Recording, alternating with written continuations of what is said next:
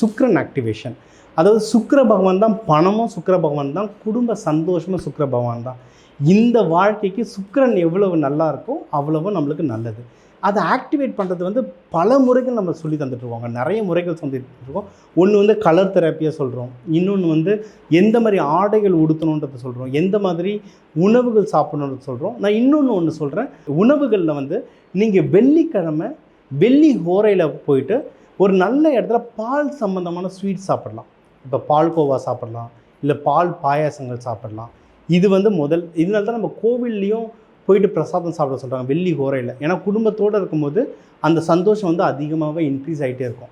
அதே மாதிரி நீங்கள் நகை வாங்குறதா இருந்தாலும் வெள்ளிக்கிழமை வெள்ளி ஹோரையில் சாயந்தரம் ஒரு 7:30 8 மணிக்கு வரும். அந்த டைமில் போயிட்டு 1 கிராம் வெள்ளி அதை வாங்கிட்டிங்கன்னா, நிறைய வாங்கணுன்றது வெள்ளி எப்படி வாங்கணும்னு இல்லை, ஒரு காயினை கலெக்ஷன் பண்ண ஆரம்பித்தாலே உங்கள் கொஞ்ச நாளில் ஒரு 3 மாதத்தில் பார்த்திங்கன்னா பணம் அவ்வளவு சேரும். இதெல்லாம் வந்து நான் நூற்றுக்கணக்கான பேருக்கு ட்ரெயின் பண்ணிட்டேன். இது அவ்வளோ நல்ல வேலை செய்யும். ட்ரை பண்ணுங்கள்.